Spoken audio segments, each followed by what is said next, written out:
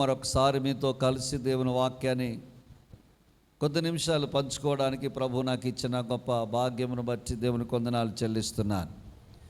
ఈరోజు మనము స్తుతించటం వలన వచ్చేటువంటి కొన్ని ఆశీర్వాదాలు, దేవుని సన్నిధిలో మనం స్తుతించాలి.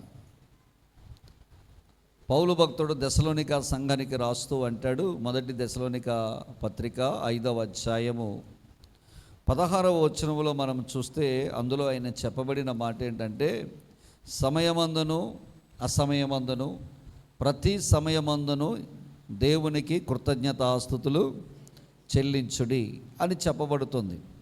సో మన క్రైస్తవ జీవితంలో మనము ఎప్పుడూ కూడా బాగున్నప్పుడే కాదు, ఆరోగ్యంగా ఉన్నప్పుడే కాదు, అన్నీ సమకూర్చబడినప్పుడే కాదు, కష్టములో, నష్టములో, బాధలో, ఇరుకులో, ఇబ్బందిలో, మనం చాలా ఆపదల్లో ఉన్నప్పుడు కూడా మనము స్తుతించబద్ధులమై ఉన్నామని పౌలు భక్తుడు మనతో మాట్లాడుతూ ఉన్నాడు. ఆయన కూడా ప్రతి సమయమందు దేవుణ్ణి స్తుతించేవాడిగానే ఉన్నాడు. మంచిగా ఉన్నప్పుడు దేవుణ్ణి స్తుతించాడు, చెరసాలలో ఉన్నప్పుడు కూడా దేవుణ్ణి స్తుతించాడు. ఆయన ఇంటిలో ఉన్నప్పుడు స్తుతించాడు, సమాజ మందిరములో ఉన్నప్పుడు స్తుతించాడు, సముద్రంలో ప్రయాణం చేస్తున్నప్పుడు కూడా, వాడ బ్రద్దలైనప్పుడు కూడా దేవుణ్ణి స్తుతిస్తూనే ఉన్నాడు, దేవుని ఆరాధన చేస్తూనే ఉన్నాడు. ఆయన చెప్పినటువంటి గొప్ప సత్యం ఏమిటంటే, బిడ్డలారా, మనమంట ప్రతి సమయమందును దేవునికి కృతజ్ఞతాస్తుతులు మనం ఏం చేయాలి?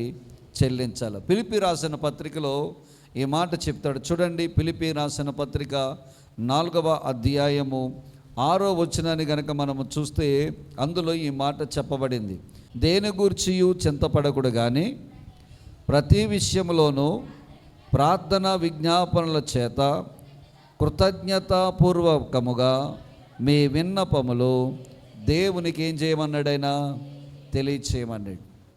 అంటే ప్రతి విషయంలో ఆయన అంటున్నాడు, దేని గురించి కూడా మనం ఏం చేయకూడదట? చింతపడకూడదు.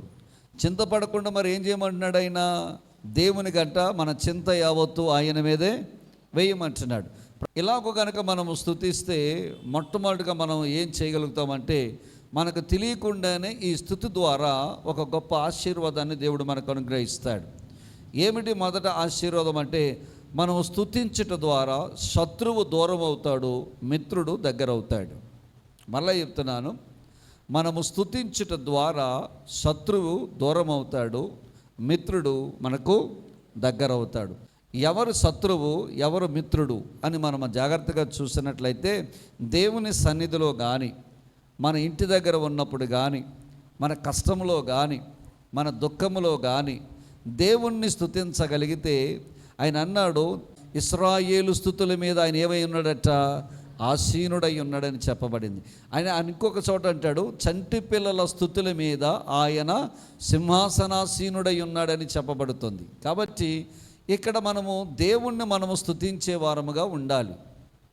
మీకు ఉదాహరణ చెప్తాను. ఒక వ్యక్తి దగ్గరికి 2 వ్యక్తులు వచ్చారు. ఆ నూతనంగా వచ్చిన ఆ 2 వ్యక్తుల్లో ఒక వ్యక్తిని ఎక్కువగా పొగడడం ప్రారంభించాడు. నువ్వు చాలా మంచోడివి, నువ్వు చాలా బుద్ధిమంతుడివి, నువ్వు చాలా జ్ఞానవంతుడివి, నువ్వు మంచి ప్రేమ కలిగిన వాడివి, నీలో కల్లా కపటం ఏమీ లేదు, అసూయ ద్వేషం ఏమీ లేదు, నువ్వు చాలా ఉత్తముడివి, నువ్వు చాలా గొప్పవాడివి, నీలాంటి వాడు ఈ లోకంలో మరొకడు లేడు అని ఒక వ్యక్తిని యువతల వ్యక్తి పొగుడుతూ ఉంటే, ఆ పక్కనున్నవాడు ఏం చేస్తాడు చెప్పండి? ఒక వ్యక్తిని పొగుడుతున్నాడు, ఆ పొగిడే పరంపరలో పక్కవాడి పేరు కూడా ఎత్తటంలా, పక్కవాడు ఊసు కూడా ఎత్తటంలా, అతని పేరు కూడా చెప్పటంలా, అతని గురించి ఇంచిత్తు మాట కూడా ఇతను చెప్పడం లేదు. అలాంటిదప్పుడు అతను అక్కడ ఉంటాడా? అక్కడి నుంచి వెళ్ళిపోతాడా? ఎవరినైతే పొగుడుతున్నాడో ఆ పొగడబడే వ్యక్తి అక్కడ ఉంటాడు. ఎవరి గురించి అయితే ఈయన పొగడం లేదో, ఎవరి గురించి అయితే ఈయన పట్టించుకోవట్లేదో, ఆ పట్టించుకోలేని వ్యక్తి అక్కడ నిలబడతాడా? వెళ్ళిపోతాడా? చెప్పండి, ఉంటాడా? వెళ్ళిపోతాడా? వెళ్ళిపోతాడు. ఎందుకంటే ఆయన్నే పొగుడుతున్నాడు, ఆయన్నే గొప్ప చేస్తున్నాడు. ఇక నేనెందుకు ఇక్కడ ఉండడం అని చెప్పి ఆ వ్యక్తి ఏమైపోతాడు? అక్కడి నుంచి నెమ్మదిగా వెళ్ళిపోతాడు. వినండి దేవుని బిడ్డలారా, మనకి కష్టము, శ్రమ, బాధలు వచ్చినప్పుడు, ఇబ్బందులు వచ్చినప్పుడు, మన ఆత్మీయ జీవితంలో ఎప్పుడు కూడా 2 వ్యక్తులు మన పక్కన ఉంటారు. ఒక వ్యక్తి మనకు సమీపంగా ఉంటాడు. ఆయన ఎవరంటే మనం ఆరాధించే మన ప్రభు అయిన యేసుక్రీస్తు వారు. ఆయన మన కష్టంలో ఉంటాడు, మన బాధలో ఉంటాడు, మన శ్రమలో ఉంటాడు, మన ఇబ్బందిలో ఉంటాడు. ఎప్పుడూ ఆయన 24 గంటలు ఆయన మనకు తోడుగానే ఉంటాడు. రెండవ వ్యక్తి ఎవరంటే సాతాను. ఇప్పుడు సాతాను కూడా అక్కడే ఉంటాడు. సాతాను కూడా అక్కడే ఉంటాడు. ఇప్పుడు సాతాను గడి యొక్క ఉద్దేశం ఏంటో చెప్పమంటారా? సాతాను గడి ఏమని వాడు ఆలోచిస్తాడో చెప్పమంటారా? నీకు శ్రమ కలిగింది, ఇంట్లో కష్టం వచ్చింది, ఇబ్బంది వచ్చింది, కరువు వచ్చింది, నీవు చాలా ఇబ్బంది పడుతున్నావు, అనారోగ్యం పడుతున్నావు, నీ భర్తతో కానీ, నీ పిల్లలతో కానీ, నీ కుటుంబంలో కానీ చాలా ఇబ్బందులు పడుతూ ఉన్నావు, ఎవరికి చెప్పుకోలేకపోతున్నావు. అలాంటి సమయంలో సాతానుగాడు దూరంగా నిలిచి అనుకుంటాడట, ఖచ్చితంగా ఈ బిడ్డ దేవుణ్ణి దూషిస్తుంది. ఎదురు చూస్తుంటాడంటే ఈ సాతానుగాడు. ఏ సమయంలో అనంటే కష్టాలు, బాధలు, ఇబ్బందులు, అనారోగ్యాలు, శ్రమ తర్వాత శ్రమ మన మీదకు వచ్చినప్పుడు మనము కృంగిపోయి, కృషించిపోయి, లోపల వ్యతిరేకమైన భావం మనకి దేవుడి మీద ఏర్పడి, అసలు నువ్వు ఉన్నావా, ఉంటే నా బ్రతుకెలాగ అవుతుందా, నా ప్రార్థన అంతా ఏమైపోతుంది, నా బ్రతుకంతా నీటి కోసమే కదా నేను ప్రార్థన చేశాను, నేను మందిరం కోసం వస్తున్నాను కదా, నేను ఎలా అంత ప్రార్థన చేస్తుంటే నన్ను నువ్వు ఎందుకు పట్టించుకోవట్లేదు అని దేవుని మీద మనము తిరుగుబాటు చేస్తామేమో అని చెప్పి సాతానుగాడు చూస్తాడట. అలాంటి సమయాల్లో దేవుని బిడ్డలారా, బైబిల్ చెప్తుంది ఆ శ్రమ కాలములో కూడా మనం దేవుణ్ణి స్తుతించే వారంగా ఉండాలట. స్తోత్రం కలుగునుగాక. హల్లెలూయా. ఎప్పుడైతే మనం శ్రమ టైంలో కూడా దేవుణ్ణి స్తుతించే వారముగా ఉంటామో, స్తుతిస్తున్నటువంటి నా యేసయ్య మన దగ్గరకు వచ్చి మనకు మిత్రుడిగా మారతాడు. ఈ కంటగింపు కలిగిన సాతానుగాడు అక్కడ నిలబడలేక అక్కడి నుంచి శత్రువు పారిపోతాడు. ఇప్పుడు మనం నేర్చుకోవలసిన సూత్రం ఏమిటంటే, శ్రమకాలములో కూడా మనం యేసయ్యను మనం ఏం చేయాలట, స్తుతించగలిగితే సాతానుగాడు నోరును మనం మూయించగలుగుతాం. స్తోత్రం చెప్పండి ఒకసారి. ఏమి చేయగలిగితే మనం ఏం చేయగలుగుతామంట, కష్టకాలములో కూడా, బాధలో కూడా, దుఃఖములో కూడా, వ్యతిరేకతల మధ్య కూడా, నీ మీద లేనిపోని మాటలు ఎదుటివారికి చెప్పి నిన్ను నానా రకాలుగా ఇబ్బంది పెడుతున్నప్పుడు సమయంలో కూడా నువ్వు చేయాల్సిన పని ఏమిటంటే దేవుణ్ణి స్తుతించాలి. అందుకే పౌలు అంటాడు, ప్రతి సమయమందును, అసమయమందును, ఈ సమయమందును, కష్టమందును, దుఃఖమందును, సంతోషమందును, బాధయందును మనం ఎవరిని స్తుతించాలట, దేవుణ్ణి స్తుతించగలిగితే మన పక్షంగా దేవుడట సాతాను యొక్క నోరు మూయించగలుగుతాడట. అప్పుడు నా యేసయ్య మనకేమవుతాడంట, మిత్రుడుగా మారిపోతాడు. యేసయ్యకి స్తోత్రం కలుగునుగాక. హల్లెలూయా. బైబిల్ గ్రంథంలో ఒక భక్తుడిని నేను మీకు చూపిస్తాను. దానియేలు గ్రంథము 6వ అధ్యాయము 10వ వచనం అందరము కలిపి చదువుదాం. ఇట్టి శాసనము సంతకము చేయబడినని దానియేలు తెలుసుకున్నను.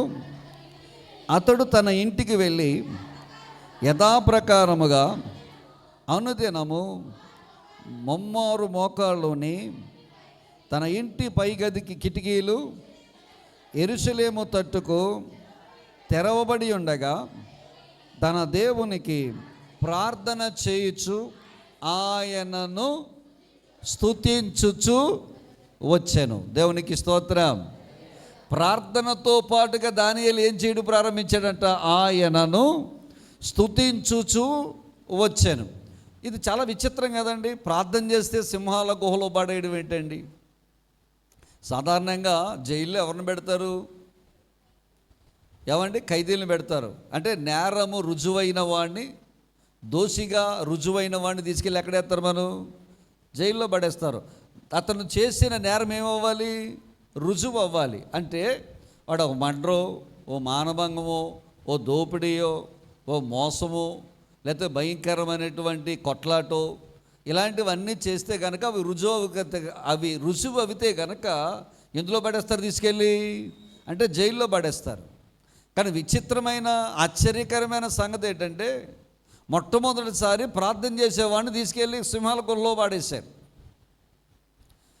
ప్రార్థన ఒక నెల రోజులు ఈ దాసుని దగ్గర తప్ప మీరు ఎవరి దగ్గర చేసినా సింహాల బోన్లో పడేస్తామని శాసనం చేశారట. శాసనం చేశారన్న సంగతి దానియేలుకు తెలుసట. ఆయన సమక్షములోనే శాసనం జరిగింది. కానీ ఆ శాసనము దానియేలును ప్రార్థన చేయనివ్వకుండా ఆపలేకపోయింది. ఆ శాసనము దానియేలుని స్తుతించకుండా ఆపలేకపోయింది. అక్కడ చెప్పబడిన మాట ఏంటంటే, యథాప్రకారముగా దేవుని దగ్గరకు వచ్చాడు. ఆయన ఉన్న ఇంటి దగ్గరకు వచ్చాడు. మేడ మీదకి వెళ్ళాడు.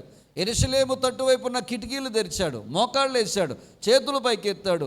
ఆయన ప్రార్థించుచు ఆయనను స్తుతించుచు వచ్చెను అని చెప్పబడింది.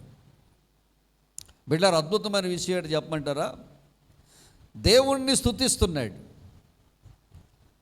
మరణ శాసనం వచ్చిందన్న సంగతి కూడా తెలిసి కూడా దానియేలు దేవుణ్ణి స్తుతించడం వల్ల దేవుణ్ణి స్తుతించాడు. కాబట్టి జరిగిన సంగతి ఏంటంటే, వినండి, అద్భుతమైన మాట ఏంటంటే, నెక్స్ట్ పేజీలో తిప్పితే మీకు అర్థమవుతుంది. ఒకసారి తీయండి. 6వ అధ్యాయం 16 వచనం అందరం కలిపి చదువుదాం. అంతటి రాజు ఆజ్ఞ ఇయ్యగా బంట్రోతులు దానియేలును పట్టుకొని పోయి సింహముల గుహలో పడద్రోయగా రాజు, నీవు అనుదినము తప్పక సేవించుచున్న నీ దేవుడే నేను రక్షించునని దానియేలు రోజుకి ఎన్ని మార్లు ప్రార్థన చేస్తున్నాడు చెప్పండి? 3 మార్లు. ఇక్కడ రాజు ఏమంటున్నాడు అని అంటే, దానియేలా, ముమ్మారు కాదు, నీవు అనునిత్యము నీవు సేవించుచున్న నీ దేవుడు అంటున్నాడు. అద్భుతమైన మాట కదండి. ఒక అన్యుడైన రాజు దానియేలు గురించి మాట్లాడుతుంటాడు, నిత్యము నీవు సేవించుచున్న నీ దేవుడే నిన్ను రక్షిస్తాడు దానియేలు అంటున్నాడు. బిడ్డ, ఇది గొప్ప సాక్ష్యం అండి. దేవుణ్ణి ఆశ్రయించావు, దేవుని భక్తి చేస్తున్నావు, యేసు ప్రభువు నమ్ముకున్నావు. అన్యులైన నీ బిడ్డలు, అన్యులైన నీ కుటుంబస్తులు నిన్ను చూసి చెప్పాల్సిన మాట ఇది. అన్యులైనటువంటి నీ కుటుంబస్తులు చెప్పవలసిన మాట, ఒక భార్యగా, ఒక భర్తగా, ఒక కూతురుగా, ఒక తల్లిగా నిన్ను చూసిన వారు చెప్పవలసిన మాట ఇది. అమ్మా, నువ్వు ప్రార్థన చేస్తున్నావు, నువ్వు దేవుణ్ణి స్తుతిస్తున్నావు, అనుదినము నువ్వు ప్రార్థన చేస్తున్న నీ దేవుడే నీ కుటుంబాన్ని రక్షిస్తాడు, నీ బిడ్డల్ని రక్షిస్తాడు, నీ భర్తను కాపాడుతాడు, నీ కుటుంబాన్ని కరువు నుంచి బయట వేస్తాడు అని నిన్ను బట్టి చుట్టుపక్కల వారు గొప్ప సాక్ష్యము నా యేసయ్య కోసం ఇవ్వాలి. యేసయ్యకి స్తోత్రం చెప్పండి ఒకసారి. హల్లెలూయా. సింహాల గోనులో పడేశారు. సింహాల బోను కాదు, సింహాల గుహలో పడేశారు. అద్భుతం. ఎటో చెప్పమంటారా? దానియేలు స్తుతించాడు, సింహాల నోర్లు మూసివేయబడ్డాయి. యేసయ్యకి స్తోత్రం చెప్పండి. హల్లెలూయా. దానియేలు ఏం చేయడం ప్రారంభించాడు? స్తుతించడం ప్రారంభించాడు. సింహాల నోళ్ళు ఏమైపోయినాయి? యేసయ్యను స్తుతించాడు. మిత్రుడు సింహాలకి దానియేలుకు మధ్యలో వచ్చి నిలబడ్డాడు.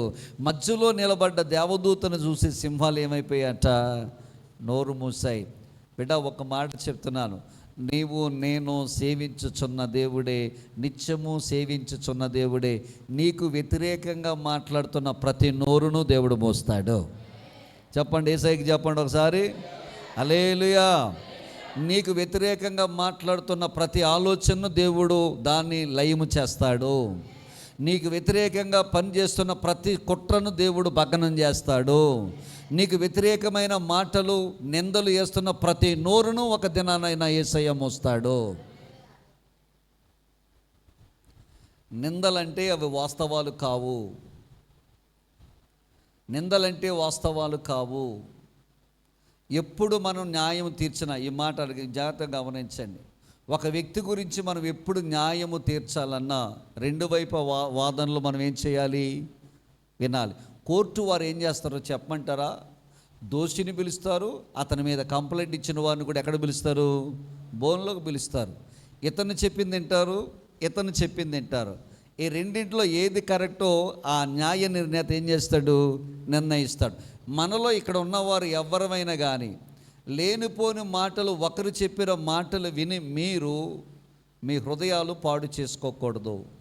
నీ గురించి ఎవరైనా ఏదైనా చెబితే, లేదా పలానా వారి గురించి నీకు ఎవరైనా ఏదైనా చెప్తే అవతల వారు మాటలు కూడా మనం ఏం చేయాలి? వినాలి.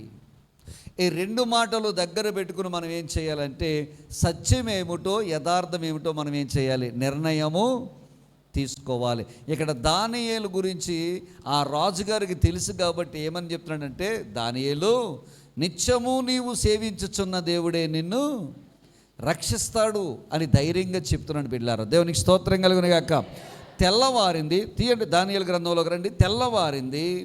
తెల్లవారిన తర్వాత ఆ రోజు రాత్రి రాజుగారికి నిద్ర పట్టలేదట.